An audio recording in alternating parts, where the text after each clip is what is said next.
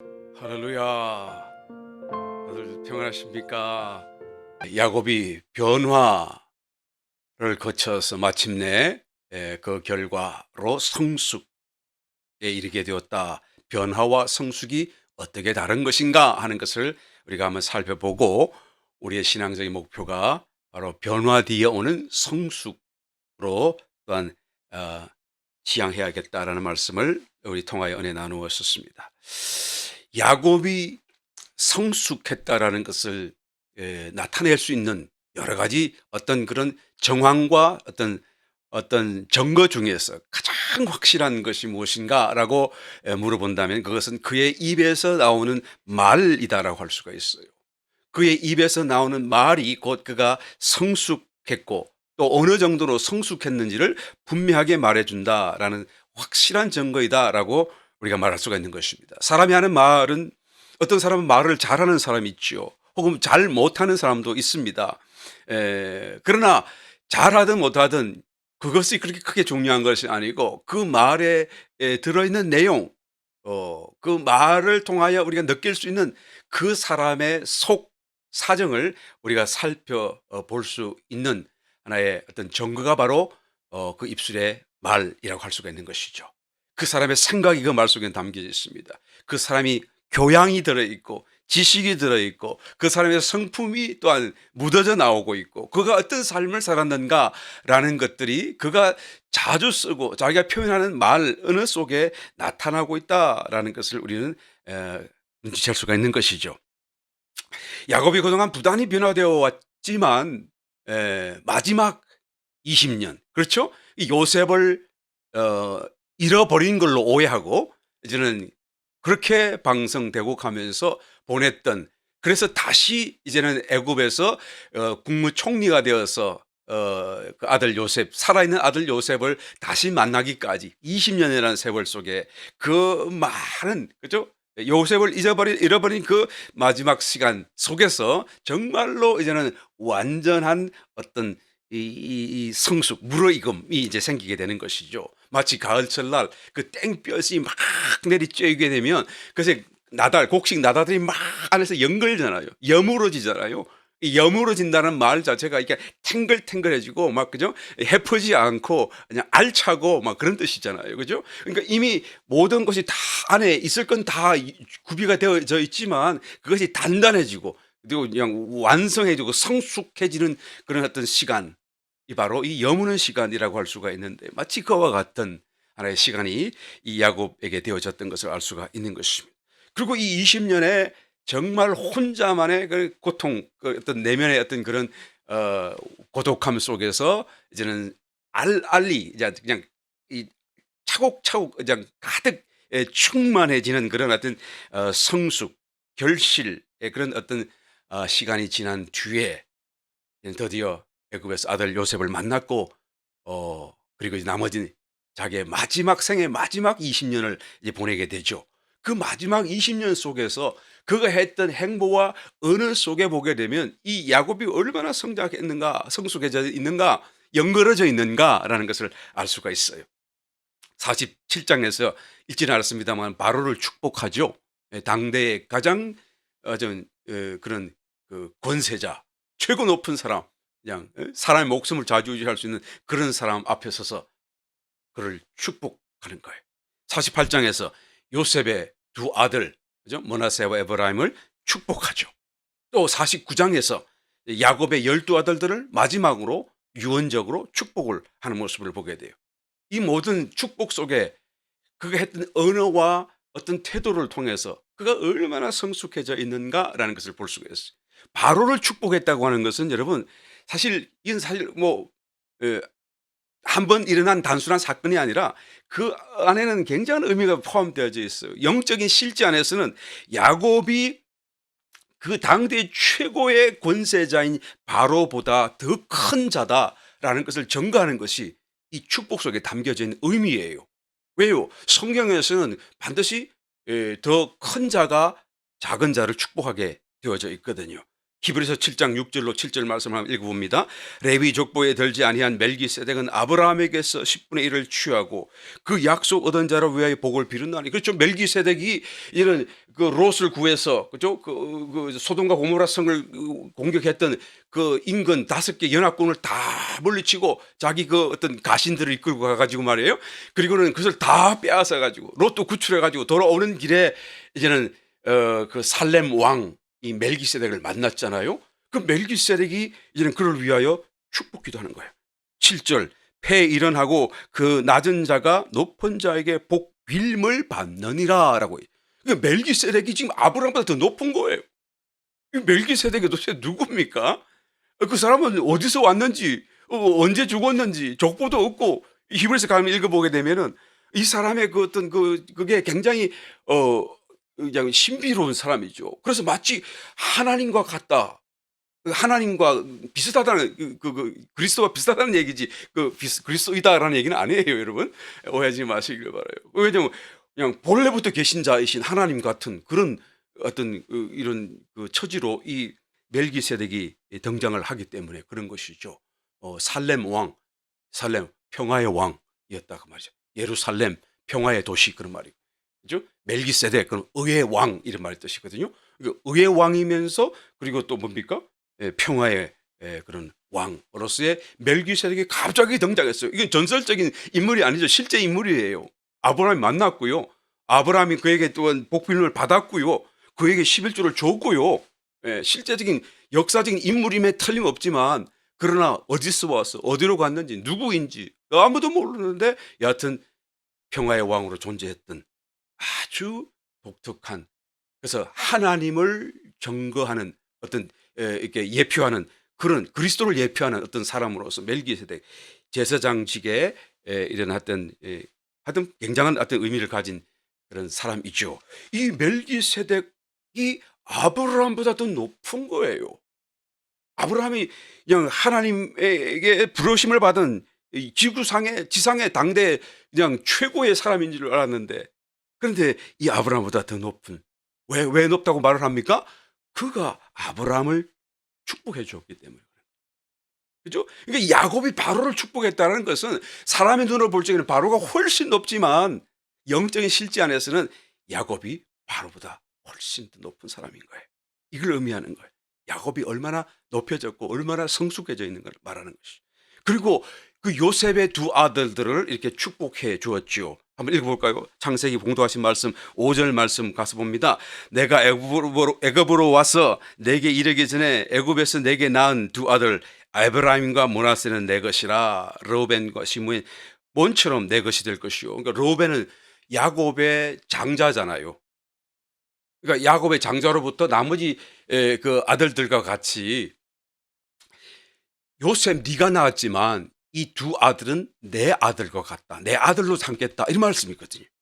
이 굉장한 말씀이죠. 애굽 땅에서 이 요셉이 이제는 그 애굽 여인과 결혼해가지고 유대인으로 보게 되면 이방 사람이고 혼혈이고, 그죠? 혈통적으로 유대인의 그런 어떤 그런 약속의 그런 계보안에 들어올 수가 없는 이방인이잖아요. 그러니까 이 요셉이 반은 자기의 피가 있지만은 이 마음에 늘 걸리고 있었던 거예요. 이거 어떻게 아버지가 과연 내 아들들을 받아주실까 걱정도 했겠지요. 그런데 그냥 이 말씀 한마디에 그런 모든 걱정이 그냥 일시에 다 말소되어 없어져 버려요. 예. 그죠? 뭐라 그럽니까? 네가 낳은 두 아들 에브라임과 므낫세는 내 것이다. 예? 내 손자가 아니라 내 아들들이 될 것이다 라고 얘기하는 거예요. 예. 그러니까 뭐 아주 거기다 한 걸음 더 나가서 무슨 의미를 가집니까? 이제는 장자권의 이동. 로벤이 장자인데 요셉 네가 이제는 장자권을 물려받는다, 이 말씀을 하시는 거예요. 왜요? 요셉의 두 아들을 이제는 탁 요셉의 자리에 가져오시는 거니까. 그죠? 이 두 배의 몫을 장자는 받잖아요, 항상 유산에. 그러니까 두 아들들로 이제 당겨서 내 아들 삼는다고 하니까 이제는 바로 그냥 장자권이 이제는 요셉 네에게 가는 것이고 네 두 아들이 이제는 이것을 대변하는 것이다라고 지금 말하는 것이죠. 이게 굉장한 사건이죠. 이방인의 그 혈통, 그냥 사실 육신적인 문제가 아니라 영적인 의미 속에서, 그죠? 이게 하나님의 약속 안에 들어온다는 것이, 불신자가 신자 안에 그룹에 들어온다는 것이, 이 성도가 아닌 사람이 성도의 그룹 안에 들어온다는 거, 이 보통 일이 아니잖아요. 근데 그것뿐만이 아니라 장자권까지도 이제는 막 이 요셉에게 넘겨주시는 축복이죠. 그런데 문제는 여러분, 이 장자권을 사람이 줬다 뺐다 할 수 있는 것입니까? 예, 그냥 그 아들을 그래도 받아주는 것은 뭐 그런 대로 뭐 우리가 이해한다고 치더라도, 그런데 이 장자권이라고 하는 것은, 그것은 출생과 관련된 것이고 생명의 문제고 하나님이 주관하시는 부분인데, 그것을 아버지라고 할지라도 그냥 이제 니는 장자하지 말고 네가 해라라고 함부로 이렇게 바꿀 수 있는 것일까요? 마음대로 바꿀 수 있는 것입니까? 므낫세가 그 장자였고 에브라임이 요셉의 둘째 아들이었었죠. 그죠? 그런데 그것을 그냥 바꾸어서 에브라임을 장자로 삼고 이것을 차자로 삼겠다라고 지금 얘기하는 것이죠. 이름을 먼저 에브라임과 므낫세는 내 것이라라고 하시는 말씀 속에 보면요. 그래서 이 요셉이 뭔가 좀 이상하다 생각했던 가 봐요. 이 아버지 눈이 그냥 나이가 들어가 탁 어두워져 있고 잘 분간을 못하니까, 그래서 그냥 자기 왼손에는 얘는 장자 므낫세를, 오른손에는 차자 에브라임을 딱 데리고 쫙 앞으로 이제 내밀어서 아버지에게 축복해 달라고 이제 손 올려서 기도해 달라고 이제 내밉니다. 그럼 어떻게 되죠? 야곱 입장에서는 이쪽 손이 오른손이 가고 이쪽이 왼손이 가잖아요. 그러니까 오른손에 장자 므낫세에게 올리고 왼손을 차자에게 올리게 되잖아요. 이렇게 하게 되면, 그래서 쫙 이게 내밀었는데, 그런데 그 순간 이 야곱 아버지가 어떻게 합니까? 손을 어긋맞춰서 이게 손을 탁 이렇게 안수를 하는 것입니다. 예. 그러니까 요셉이 당황했죠. 아버지 그렇게 하지 마세요. 얘가 장자고요, 얘가 차자입니다. 그렇게 하시면 안 됩니다. 라고 얘기를 했더니, 그때 성경을 보게 되면 그 야곱이 뭐라고 대답합니까? 나도 안다, 나도 안다. 창세기 48장 19절 말씀을 보게 되면, 아비가 허락지 아니하여 가로되 나도 안다, 내 아들아 나도 안다. 그죠? 눈에 잘 안 보이는데 왜 이게 장자고 또 왜 이게 차자인지 어떻게 아는지, 또 왜 손을 어긋맞껴야 될 것인가 생각이 든 것인지, 그죠? 오른손을 차자에게, 왼손을 장자에게 올려야 되겠다는 것, 그것도 어떻게 알게 된 것이고, 또 이렇게 이것이 눈에는 잘 안 보이지만은 여기가 지금 장자가 와 있고 여기가 차자가 와 있다는 것을 야곱이 어떻게 한 것인지. 그리고 지금 나도 안다, 나도 안다 이 말씀 속에는 무슨 뜻입니까? 내가 지금 오른손을 의도적으로 차자에게 올렸고 왼손을 의도적으로 지금 장자에게 올렸다, 그 말씀하는 거잖아요. 나도 안다, 나도 안다 그 말은 그냥 사실은 이 장자 이 므낫세에게 오른손을 올려서 장자권을 줘야 되고 차자 에브라임에게 왼손을 올려서 그렇게 축복을 해야 되는 것을 나도 안다 그 말이에요. 그렇지만 나는 그렇게 할 수가 없다라는 얘기를 하는 거예요, 이 말씀 속에는. 그죠? 예. 그 말은 무슨 뜻입니까? 나는 너와 같은 생각을 가지고 있었지만 그러나 하나님은 이렇게 하기를 원하신다. 그래서 나는 하나님의 마음을 따라 이렇게 한다라는 말씀이에요. 예. 야곱이 하나님의 마음이 왜 이렇게 되었는지를, 어떻게 아셨는지는 정말 잘 몰라요. 성경 기록하지 않습니다. 그러나 여하튼 야곱은 그것을 알았던 거예요. 하나님이 장자와 차자를 바꾸기를 원하셨다라는 것을 야곱은 알았다고 말이에요. 그러니까 손을 어긋맞췄고 눈은 어두웠지만 장자가 어디에 있고 차자가 어디 있는지 알 수 있었다라고 지금 말하는 것이죠. 아마 나는 성경은 기록하지 않지만 야곱이 이 순간에 정말 많은 생각과 어떤 그런 감정이 막 스쳐 지나갔으리라고 믿어요. 짧은 순간에. 왜요? 자기가 그런 삶을 살았잖아요. 자기가 태어날 때부터 형 애써 발뒤꿈치를 잡고 내가 장자하고 싶어요, 내가 장자권을 긋고 싶어요 하며 달려 살아나왔고, 그리고 그거 일로 인하여서 그 파란만장한 삶을 지금까지 살아왔었잖아요. 자기의 삶이잖아요. 그런데 지금 다시 지금 아들 앞에 두고 손을 다 어긋맞기면서, 그죠? 예. 자기의 지난 모든 삶이 순간적으로 그 마음속에 투영되고 기억났던, 나도 그랬다, 나도 그런 삶을 살았다. 그런데 하나님이 세우시면 누구도 막을 수 없다. 하나님이 정하시면 누구도 그것을 반대할 수 없다. 또 스스로 나처럼 남을 속이면서까지 그를 빼앗으려고 할 필요도 없다. 발부둥치며 살 필요도 없다. 그냥 하나님이 정해두신 것을 우리는 따라가면, 하나님을 잘 믿고 하나님을 잘 섬기기만 하면, 그러면 저절로 그렇게 된다. 내가 그랬던 것처럼 이제는 너도 알고 내 아들도 그걸 좀 알았으면 좋겠다. 하나님은 이 둘 중에서 차자인 에브라임을 장자로 세우기를 더 원하신다 라는 말을 지금 하고 있는 거예요. 이 말씀 한마디 속에. 예. 창세기 48장 19절 다시 읽어봅니다. 아비가 허락지 아니하여 가로되 나도 안다 내 아들아 나도 안다. 그도 한 족속이 되며 그도 크게 되리니와 그 아우가 그보다 큰 자가 되고 그 자손이 여러 민족을 이루리라. 그죠? 이게는 축복만 하는 것이 아니고 이제는 이 아이들이 장차 어떻게 크게 창성하게 될 것인가까지 예언하고 있는 모습을 보게 되잖아요. 여러분, 이 말씀이 축복입니까? 예언입니까? 예, 사실 분별하기 좀 어렵죠. 예? 축복이면서 예언이잖아요, 또. 예. 야곱은 사실 예언가가 아니었었습니다. 성경에서 야곱이 예언가라고 라는 말씀이 전혀 없어요. 찾아볼 수 없습니다. 예언가는 어떤 사람이 예언가입니까? 하나님이 그를 세우셨을 때 예언가로, 말씀을 특별히 은사로 주셨을 때, 하나님께 말씀을 전해라 라고 주셨을 때에 그 사람이 예언가가 되는 것이죠. 구약에 보게 되면 예언가는 어떤 사람들이죠? 선지자들이었는데 가서 백성들 앞에 서서 여호와께서 이르시되 이스라엘아 들어라 하나님께서 말씀하시기를, 이렇게 하면서 쭉 이제 하나님 하신 말씀을 그냥 토시 하나 빠뜨리지 않고 다 전달하잖아요. 이게 예언가예요, 예언가. 신약에서는 또 어떤 사람이 예언가가 되었었습니까? 성령이 은사로서 예언을 주신, 하나님 말씀을 전달하라고 주신 그런 사람들이 있잖아요. 그래서 하나님이 말씀하셨는데 곧 이런 일들이 일어날 것이다 라고 말하는 사람, 물론 뭐 엉터리도 소수히 많이 있습니다만 정말로 하나님 말씀을 받은 예언가들도 있잖아요. 성경에 나타나듯이 말이죠. 사도 바울이 예루살렘에 가면 무슨 일이 날 것인가, 또 그죠, 로마에 가면 무슨 일이 날 것인가, 그걸 다 예언하는 그런 예언가들이 실제로 있었잖아요. 그런데 이런 신약 시대의 예언가들은 하나님이 성령님께서 실제로 어떤 은사로서 어떤 그 주신 사람들이 예언가가 되는 거예요. 고린도전서 찾아보진 않겠습니다만 12장에 가서 보게 되면 여러 그 어떤 은사 받은 자, 은사의 특징들을 얘기하는데 그 중에 예언 받은 예언자들이 있다라는 것을 분명히 말씀하고 있죠. 하나님의 말씀을 받아서 전달하는 그런 사람이에요. 포괄적인 의미 속으로 보게 되면 저도 뭐 예언자라고 할 수 있죠. 하나님의 말씀을 대변하는 거니까요.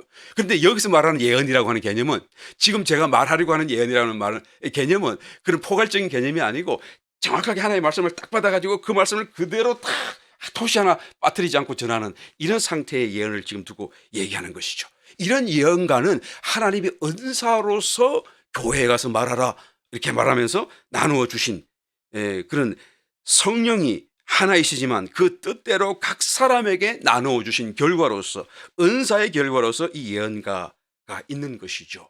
그런데 이런 차원에서 야곱은 예언가는 아니었었어요. 그런데 그가 한 말은 축복이면서 동시에 예언의 말씀인 거죠.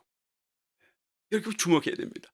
49장 가서 특별히 자기의 12 아들들을 이제는 마지막으로 유언하면서 유언적으로 축복할 때 보시게 되면, 그 말씀을 읽어보게 되면 그 말씀 속에는 많은 정말 방대한 내용의 예언이 담겨져 있어요. 이 예언이 얼마나 그냥 광활하냐면, 그죠? 창세기로부터 시작해서 요한계시록 인류의 역사가 다 끝날 때까지 일어날 일들이 그 속에 다 담겨져 있어요, 사실은. 그러니까 그 짧은 예언, 축복, 유언적인 축복 속에 그 말씀을 제대로 우리가 이해하기 위해서는 성경 말씀을 창세기부터 요한계시록까지 다 가져와야 되고, 정말 이 깊은 이해를 다 가져야만 이 축복의 진정한 의미를 우리가 다 이해할 수 있게 된다는 것이죠. 굉장한 내용이고 굉장한 분량이 아닐 수가 없습니다. 이 내용을, 그 마지막 유언을 두고 야곱의 축복이다 라고 말을 해야 됩니까? 야곱의 예언이다 라고 말을 해야 될까요? 한번 읽어보겠습니다. 49장 1절로 앞에만 잠깐 읽어볼게요. 야곱이 그 아들들을 불러 이르되 너희는 모이라. 너희의 후일에 당할 일을 내가 너희에게 이르리라. 너희는 모여 들어라. 야곱의 아들들아, 너희 아비 이스라엘에게 들을지어다. 르우벤아, 너는 내 장자요 나의 능력이요 나의 기력이 시작이라. 위강이 초등하고 권능이 탁월하도 다마는. 그러면서 계속해서 그냥 이제 그에 대한 앞으로 장래에 대한 일을 얘기하죠. 어떤 아들들에게는 그냥 저주를, 그냥 어떤 아들들에게는 축복을, 그리고 그냥 방대한 그런 양의 내용을 가지고 이제는 예언적으로 축복하고 있는 것을 보게 되는 것입니다. 여러분, 이것은 축복이면서 예언이죠. 축복을 통해서 예언을 하고 있는 것입니다. 야곱은 은사받은 예언가는 아니었지만 여러분, 그의 말 속에는 예언이 담겨져 있는 거예요. 이게 너무 중요한 부분이에요. 예. 야곱은 어떤 사람입니까? 변화되어져서 성숙한 사람이 되었는데요. 이 성숙이란 말이 바로 이런 의미를 가지는 것이죠. 다시 말하면 하나님으로 가득 차 있는 거예요. 그런 어떤 은사를 받은 예언가는 아니지만 하나님으로 그냥 가득 짜여져 버린 사람이 된 거예요. 변화와 성숙으로 이어지는 그 결과로 그는 특별히 은사, 특별히 말이나 어떤 능력을 가졌다는 말씀, 성경에 말씀하지 않을지라도 그는 몸 전체로, 존재 전체로 하나님으로 그냥 가득 차져버린, 이렇게 해서 성숙해서 알알이 충만해져 버린 그런 상태의 사람이 되어져 버린 거예요. 하나님이 막 주입되어지고 하나님으로 적셔져 있고 하나님이 그 속에 침투해 들어가 계시고, 그래서 그냥 그 사람이 하나님과 하나 되어져 있는, 그래서 하나님, 그가 하는 말이 마치 하나님이 하는 말같이 되어져 버리고, 그가 하는 생각이 하나님의 생각과 일치되어져 버리고, 우리가 듣기에는 축복이다, 우리가 생각하기는 이것은 예언이다, 우리에게는 축복과 예언이 다를 수 있겠지만 이 야곱에게는 축복과 예언이 상관이 없어요. 똑같아요. 무슨 말씀인지 이해되시지만 아멘. 여러분, 은사로서의 성령이 있고요, 생명으로서의 성령이 있습니다. 똑같은 하나님의 영 성령이지만 그 성령이 어떤 사람에게는 예언하는 은사로서 주어지거나 또한 체험되어지는 경우도 있고, 어떤 사람은 그런 은사는 아닐지라도 생명으로서의 성령이 그 사람에게 주어지고 짜여지고 체험되어지기도 해요. 어느 것이 더 좋은 것입니까? 둘 다 좋은 것입니다만, 그러나 앞에 은사로서의 성령은 좀 나와 좀 개인적인 친밀함으로 이렇게 연결될 수는 없어요.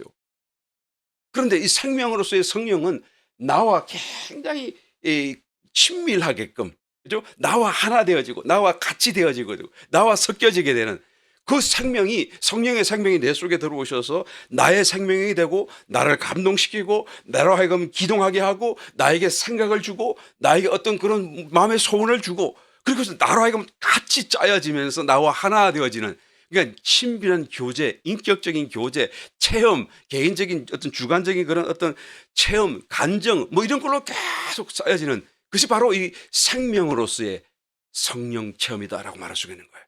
여러분, 은사로서의 성령 체험, 그것도 귀중하고 좋은 것일지라도 그것은 나중에 다 그냥 나하고는 상관이 없는 일이 되어져 버려요. 아무리 많은 기적을 행하고 아무리 많은 기적을 내 눈으로 보았을지라도 그 기적은 내 몸 바깥에서 일어난 거예요. 그러나 생명으로서의 성령은 내 속에 들어와서 나와 하나 되고 나를 적시고 나를 그냥 바꾸어내고 나와 연결해서 뗄래야 뗄 수 없는, 그죠? 하나님과 내가 하나 되어지는 그런 상태가 돼요. 이 야곱이 바로 이것을 보여주는 거예요. 아시겠습니까, 여러분? 변화의 끝에 성숙이라는 것이 바로 이런 모습이라는 거예요. 야곱은 예언가가 아니에요. 은사 받은 적이 없습니다. 그럼에도 불구하고 그는 그냥 축복하는데 그것이 예언이고 예언하는데 그것이 축복이 되어지고. 근데 그 예언이라는 게 보통 예언이 아니잖아요. 여러분, 이전에 있었던 어떤 다른 족장들은 이런 말 한 적이 없어요. 야곱 같은 사람이 없어요. 아브라함이 위대하다고 하지만 아브라함은 또 여기에 비할 바가 못 돼요. 너무나 엄청난 하나의 어떤 차이를 이 성숙한 야곱은 보여주고 있는 것을 보게 되는 것입니다. 신약 성경에 보게 되면 고린도전서 7장에 사도 바울이 했던 말씀이 소개되고 있습니다. 한번 읽어볼까요? 거기서 보게 되면 7장 10절로 읽어보게 되면 정말 놀라운 사건입니다. 아닐 수가 없어요. 사도 바울이 교회 중에 이제는 여러 가지 일로 이렇게 저렇게 권면하는 말씀인데 이런 말씀을 하십니다. 고린도전서 7장 10절, 혼인한 자들에게 내가 명하노니 가로 명하는 자는 내가 아니요 주님이시다 라고 얘기하죠. 내가 지금 하는 말은 내가 말은 하지만 사실은 주님이 나에게 주신 말씀이고 내가 감동으로 지금 하는 말씀이다. 이 말씀이에요. 그러니까 내 말로 듣지 말고 주님의 말씀으로 들어라. 실제로 주님의 말씀이다. 그 말씀 하는 거죠. 그죠? 예. 성령 충만해서 얼마든지 할 수 있는 말씀이잖아요. 그 다음에 고린도 7장 25절로 가서 보게 되면 계속해서 그런 말씀이 있습니다만 찾아보겠습니다. 처녀에 대하여는 내가 주께 받은 계명이 없어되, 그러니까 내가 지금 하고 싶은 말은, 지금부터 하는 말은 주님이 나에게 주신 말씀이 아니다, 그 말씀이죠. 왜냐하면 주께 받은 계명이 없는데 내가 뭔가를 말하고 싶다. 그죠?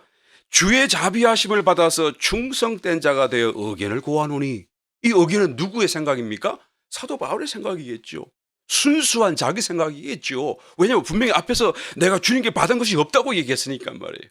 이게 주님의 생각이 아니다, 내 생각이다 그 말이에요. 내 의견이다 그 말이에요.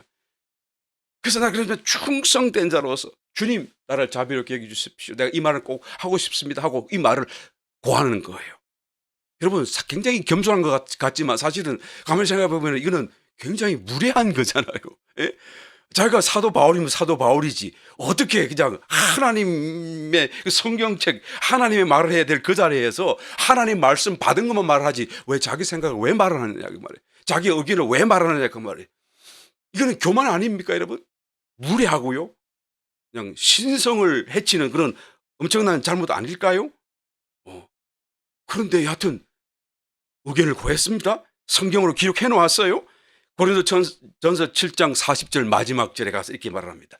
그러나 내 뜻에는 그냥 지내는 것이 더욱 복이 있으리로다.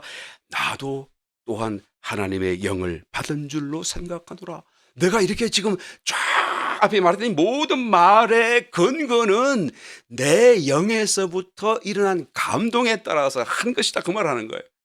그 내 영이 성령이 아닐지라도 내 영, 내 생각, 내 뜻일지라도 그 내 영은 이제는 하나님의 영으로 충만해져 있고 그 하나님의 영이 내 영을 감동해서 지금 이렇게 말하게 되었다라는 것을 지금 얘기하는 거예요. 이 사도 바울이 바로 이 야곱이 구약에서 예표되어 이제 어떤 성숙의 완전을 실제적으로 보여준 사람. 신뢰가 아닐 수가 없는 것입니다. 정말 높은 수준이고요. 완전한 수준이고요. 정말 영광스러운 수준이 아닐 수가 없는 것이죠. 이런 성숙에 이른 사람들은 몇 가지 특징이 있어요. 하나님을 첫 번째로 하나님을 알아요. 하나님을 압니다. 예, 그렇다고 다 아는 건 아니겠지만 말이죠. 그래서 어느 정도라도 하나님을 알아요. 예. 이 야곱이 어떻게 자기 자식을, 그래도 자기 자식인데 마지막 유언하는 그 자리에서 자기 자식 잘못된 거 있으면 용서해주고 투닥거려주고 격려해줄 일인데 어떻게 자기 자식을 그 마지막 순간에까지도 기억하고 잊지 않고 저주할 수가 있나요? 여러분 누구를 저주했는지 여러분 아시잖아요. 로벤을 저주했습니다. 시몬과 레위를 저주했어요. 예, 물론 그 저주라는 것이 그냥 아예 그냥 너는 이상 앞으로 내 아들 아니다라고 얘기하는 거 아니죠? 앞으로 너는 이제 하나님의 은혜와 축복과 약속에서 관계 없다라고 끊어버리는 게 아니죠. 그렇지만 그들이 본래부터 받아야 될 어떤 것들을 받지 못하는 장자권을 잃어버리는 등의 그런 심각한 상 받느냐 벌 받느냐의 그 문제를 말하고 있는 것을 볼 수가 있는 거예요. 예. 그런데 그래도 그렇지 어떻게 그 마지막 순간에 그 아들을 그렇게 축복은 못할지언정 저주 같은 말로 말을 하고 떠날 수가 있는 것인가? 여러분 우리가 정말 궁금하잖아요. 그런데 아까도 말씀드린 것처럼 이 야곱이 우리와 같은 마음이 아니었을까요? 그러나 나도 안다. 나도 안다. 그러나 하나님의 생각은 이러하다라고 지금 말하고 있는 것이죠. 그 어떤 아들들을 저주한 것은 하나님의 마음을 그대로 대변하여 말한 것이다라는 것을 우리는 이해해내야 되는 것이죠. 그리스도의 심판대에 여러분 아시잖아요. 모두가 다 구원받은 백성들이고 하나님의 아들들인데 그런데도 불구하고 어떤 사람은 이기는 자가 되어 상을 받고 어떤 사람은 꾸중과 책망과 징벌을 받기도 하고 바깥으로 내어 쫓기기도 하고 눈물 흘리기도 하고 여러분 똑같은 상황이 벌어진다는 것을 지금 알 수가 있잖아요. 성숙한 사람은 특징 가운데 하나가 자기의 생각대로 살지 않고 하나님의 생각대로 하나님의 뜻대로 그래서 알아서 어떤 에, 그죠? 하나님의 마음과 같은 삶을 살아갈 수 있는 그런 어떤 변화가 있다라는 것을 말하는 것입니다. 여러분, 하나님을 알아야 돼요. 성숙이라는 것은 하나님을 알아야 돼요. 말씀을 묵상해야 됩니다. 예, 묵상해야 돼요. 그냥 읽고 지나지 마시고 정말 말씀을 묵상해야 됩니다. 그 말씀 안에서 하나님을 만나려고 애를 써야 돼요. 실제로 만나야 돼요. 어떤 이 컨택이 일어나야 됩니다. 기도해도 정말로 그냥 나는 오늘 1시간 했어, 2시간 했어, 뭐 약속했던 거 했어, 그러지 말고 그 기도 속에 뭐 못 만날지라도 나는 꼭 만나고 싶다, 만나야겠다라는 그런 각오를 갖고 기도를 해 나가야 된다라는 것이죠. 예, 하나님을 만난다는 것은 정말 실제적인 일을 두고 얘기하는 것입니다. 이것이 성숙의 문제예요. 예. 오늘 좀 시간이 지났었습니다만 그 예수님이라고 한다면 예수님이라면 어떻게 하실까라는 그런 제목으로 나왔던 책이 있었잖아요, 한때. 그래서 많은 사람들이 굉장한 그런 감동이 되었고 그리고 막 경건한 삶을 살려고 아마 그런 생각했던 적이 있었잖아요. 그런데 그 책이 그냥 사라져버리고 이제는 더 이상 말도 안 돼요. 예. 하나님께로부터 나온 책이고 하나님께로부터 나온 어떤 그런 사상이라고 한다면 여러분 계속해서 정말 영적인 고전이 되어야 될 텐데요. 이 한때 팍 붐같이 일어났다가 사라져 버린다는 것은 그것은 하나님의 생각이 아니다는 얘기가 아니겠습니까? 왜? 왜 정말 좋아 보이는데 그냥 뭐 이럴 때 가난한 사람을 만났을 때 길 가다가 나에게 1불짜리를 구걸하는 사람을 만났을 때 그냥 하지 않고 하나 예수님이라면 어떻게 하셨을까라고 생각하고 그 생각에 따라서 움직이면 얼마나 좋을까? 그런데 왜 그것이 하나님의 생각이 아니라고 말을 할 수가 있는 것입니까? 문제는 예수님이라면 어떻게 할까라고 생각해 가지고 그 생각을 자기가 결정해 버리는 거예요. 아주 결정적인 아주 치명적인 문제가 거기 있는 거예요. 예수님은 어떻게 하셨을까라고 그냥 기도하는 자세로 기다려야 되는데, 그래서 예수님이 정말 말씀하기 기다려야 되는데, 들어야 되는데, 여러분 정말로 예수님을 만나야 돼요. 정말로 예수님의 소리를 들어야 돼요. 그런데 예수님은 어떻게 하면 좋을까 하고 이렇게 하면 좋겠지? 자기 생각을 해버리는 거죠. 예, 이것은 하나님을 아는 것이 아닙니다. 이것은 성숙이 아니에요. 이 책을 지었던 찰스 셜든이라는 사람을 보게 되면 사회복음주의 운동을 했던 사람, 결국 알고 보게 되면. 예, 그죠? 예, 여러분, 복음주의라는 말이 들어가 있었지만 처음에는 그런 어떤 하나님의 나라 맡긴 개념으로 운동을 했을지는 모르겠지만 여러분, 뒤에 운동이라는 말이 들어가면 전부 다 사람의 일이 되고 말아요. 아무리 막 성령으로 출발했다고 할지라도 운동이라는 말이 들어가면 다 사람 일이 되고 말아요. 사회 복음주의 운동에 가난한 사람, 억압받는 사람, 핍박받는 사람들 막 그 사람 도와주고 막 인권 뭐 그거 주고 막 그러면서 해방 신학 있죠? 뭐 이런 걸로 해가지고 막 해야 된다고 해가지고 처음 보기에는 굉장히 좋아 보이지만 결국에는 사람의 일이 되어져서 어떻게 되죠? 나중에는 전부 다 공산주의 같이 다 흘러가요. 사상 자체가. 역사에서 보게 되면. 처음에는 하나님을 위하여 하나님의 나라를 세울 것 같이 하다가 그냥 그것이 결국 보게 되면 전부 다 그런 사회주의 운동으로 빠져버리는 이런 상황을 보게 되죠. 이 사람도 사회주의 운동하던 사람인 거예요. 안타깝습니다. 여러분, 하나님을 안다는 것은 내가 아는 것이 내 생각이 아니라 그런 것을 우리 분명히 알아야 되는 것이죠. 어떻게든지 하나님을 아는 자리에까지 나가도록 우리는 하나님을 찾고 또 체험해 나갈 수 있어야 될 것입니다. 이것이 바로 성숙의 아주 첫 번째 특징이에요. 두 번째, 사람을 알아요. 성숙한 사람은. 예, 우리가 뭐 10년을 같이 살아도 20년, 30년 살아도 어떤 사람은 50년을 같이 살았지만 그래도 남편이 아내를 잘 모르고 아내가 남편을 다 잘 몰라요. 심지어 자기가 자기 몸으로 난 자식도 결국에는 제 자식의 마음을 다 알아보지 못하지 않아요. 여러분, 사람의 그 마음을 속을 어떻게 다 알 수 있겠어요? 모릅니다. 그래서 성경은 이렇게 기록하고 있습니다. 고린도전서 2장 11절, 사람의 사정을 사람의 속에 있는 영 외에는 누가 알리요? 그죠? 그러니까 사람을 알기 위해서는 영으로 감각을 해야 그 사람의 정체를 알게 된다. 실제적인 그 사람이 어떤 사람인지를 알 수 있다라는 것을 얘기하는 것이죠. 야곱은 영의 감각으로 자기 12아들들의 그 자식들의 실체를 다 꿰뚫어 볼 수가 있었던 거예요. 성숙했으니까 이제는.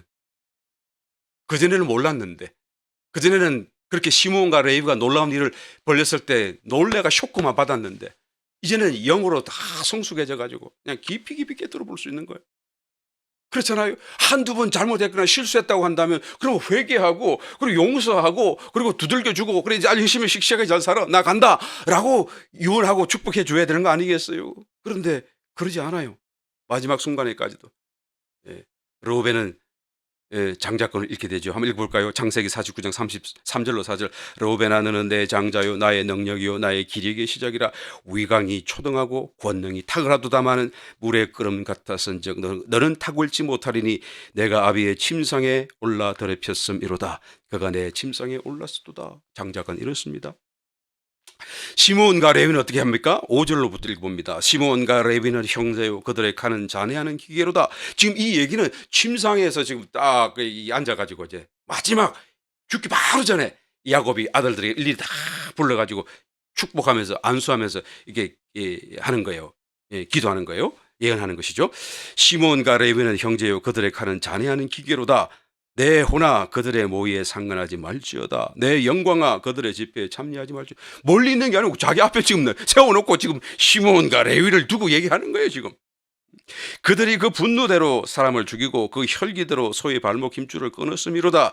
그 노염이 혹독하니 저주를 받을 것이요 분기가 맹렬하니 저주를 받을 것이라. 내가 그들을 야곱 중에서 나누며 이스라엘 중에서 흩으리로다. 실제로 여러분 시몬과 레위는 나누어졌고요. 예. 그냥 흩어져 버렸어요. 12 지파 속에서. 이 말씀 그대로요. 그런데 시므온은 그냥 그대로 이 저주가 적용되어서 나중에는 나누어졌죠. 요단 동편, 용변 서편 나눠지고 그다음에 안에서도 흩어지고 막 했는데 금송아지 그 우상 숭배하는 그때에 그 레위 모세가 하나님 편 선서 나오라 그럴 때 레위가 먼저 나와가지고 그냥 칼을 뽑고 하나님 진노를 따라서 심판을 했던 그때에 레위가 하나님 앞에 헌신한 적이 있었잖아요. 그랬더니 레위는 지금 야곱 아버지의 그런 저주를 받았음에도 불구하고 그 저주는 저주대로 이루어졌음에도 불구하고 그래서 정말로 이스라엘 민족 가운데 레위 지파가 싹 나누어져 버렸죠. 흩어졌잖아요. 어느 하나 땅을 딱 분배받은 게 아니고 이스라엘 12지파 속에 흩어져서 각기 거기서 조금씩 나눠주는 걸 받아서 그 석에서 모여서 이게 섞여서 살게 됐잖아요. 도피성도 레위에게 속해 되고 여러분 이해하시죠? 아시죠? 야들 흩어지긴 흩어졌어요. 나누어지긴 나누어졌지만 그러나 시므온과 다른 것은 그 하나님 앞에 헌신한 결과로 그 저주가 바뀌어서 오히려 남을 구원하는 역사, 남에게 축복을 주는 그런 성별된 위치로까지 오히려 더 놀라운 축복으로 변화되는 이런 놀라운 사건이 일어난 것을 보게 되는 것입니다. 야곱의 축복과 예언도 저주도 적용되어졌을 뿐만 아니라 그것이 이런 더 놀라운 사건으로 바뀌어져서 이 레위 지파는 하나님 앞에 제사를 집전하는 하나님의 그런 제사장의 놀라운 축복으로 성별되는 사건으로 이게 바뀌어진 것을 보게 되는 것이죠. 여러분 그것은 우리가 어떻게 하는가에 따라 달려 있어요. 많은 것을 시사하고 있습니다. 여하튼 간에 성숙한 야곱은 그 사람의 속을 볼 수 있는 영적인 감각을 기해졌다라는 것을 볼 수 있죠. 그리고 하나 더 말씀을 드리면 그는 또 은혜가 풍성했어요. 나중에는 정말 영걸었죠. 여물어졌죠. 단단하게. 그러니까 이런 막 은혜가 풍성하고 또 영적으로도 아주 건강한 물론 중생한 영은 아니지만 성령의 충만함 속에서 그죠? 감동 속에서 건강을 가지게 되죠. 이 육신, 이 영이 건강하니까 말이에요. 어떻게 합니까? 그러니까 육신도 건강해지는 이 육신까지 건강해지는 사건으로 연결됩니다. 창세기 49장 33절 한번 읽어봅니다. 야곱이 아들에게 명하기를 마치고 12아들 다 세워가지고 일일이 다 축복하고 저주하고 다 하고 난 뒤에 그 말을 다 마치고 난 뒤에 그 발을 침상에 거두고 기운이 진하여 그 10주에게로 돌아갔더라. 그 지금 아까 조금 전에 축복하는 그 순간에는 침대에 이게 다 이렇게 걸터 앉았던 것 같아요. 앞에 그 에브라임과 므낫세 축복할 때도 그랬으니까 말이에요. 다 걸터 앉았는데 그 다 끝난 뒤에 어떻게 합니까? 그 발을 침상에 거두고 그 말은 침상으로 누워가지고 두 발을 다 모았다 그 말이에요. 침상 위에 들어 누웠다 이 말이거든요. 그리고 어떻게 됩니까? 기운이 지나여 죽었다 그 말이에요. 이야, 굉장한 사건이죠. 어떻게 죽는 마지막 그 순간까지 힘이 있고 정신이 그렇게 맑고 그 다음에 이런 깊은 방대하고 광활한 그런 예언적인 축복을 다 그냥 꿰뚫어 보면서 얘기할 수 있을 정도로 분명한 총명함을 가지고 있었고 그리고 이제는 자기가 발을 스스로 거두어 낼 수 있고 거두고 탁 붙였더니 그만 딱 누웠더니 싹 죽는 여러분 대단한 사건 아니겠습니까? 네. 이것이 바로 그 안에서 충만한 결과, 영이 충만하고 영이 건강하고 하나님을 정말로 이렇게 섬기니까 그 육신까지도 자기가 컨트롤할 수 있는 마지막 순간까지, 눈은 비록 어두워졌을지라도 이런 상황을 우리에게 보여주고 있는 것이죠. 이게 성숙의 하나의 또 다른 증거인 것입니다. 여러분, 나이 들수록 뭐 치매를 걱정하고 막 몸이 여기도 쑤시고 저기도 하고 그런 거 자꾸 너무 걱정하지 마시고, 오히려 그런 걱정하는 생각을 가지고 하나님을 더 생각하고 하나님을 더 섬기게 되시길 예수님이 축원합니다. 그러면 이 치매도 들어오지 못하고요, 영이 건강해지게 되면 다 건강해지게 된다, 이 말씀을 맺습니다. 여러분, 다시 한 번 더 우리가 여기서 야곱을 통해서 변화 뒤에 오는 그 성숙의 완전함이라는 것이 무엇인가라는 그 기준을 우리가 다시 한 번 더 자세히 살펴보았습니다.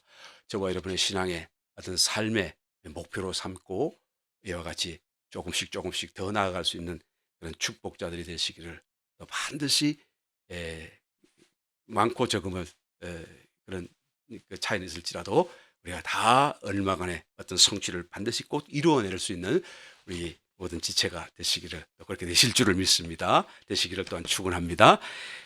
우리 한번 말씀을 생각하시면서 우리 합심하여 한번 통수로 한번 기도합니다. 사시구루가신 아버지 하나님, 이 시간에도 주님 야곱의 일생을 통하여 주님께서 기대하시는 성숙이 무엇인지를 다시 살펴보았습니다. 주, 우리 각자의 삶 속에 변화뿐만 아니라 이런 성숙의 결실들이 알알이 맺혀질 수 있도록 아버지, 우리 모든 속간 지체들을 주님 감동하시고 채찍질 하시고 또한 주님 흔들어 또한 변화시켜 주시옵소서. 주여, 참으로 주님 오실 때가 심히 가까워진 이때에 우리의 마음이 일어나 하나님이여 이 놀라운 성숙의 길로 나아가기를 새롭게 다짐할 수 있는 놀라운 축복이 되게 도와주옵소서. 우리 모든 소망 위에 더 넘치도록 채워주시를 우리 하나님을 찬양드리옵고 예수님의 이름으로 기도드리옵나이다. 아멘. 할렐루야.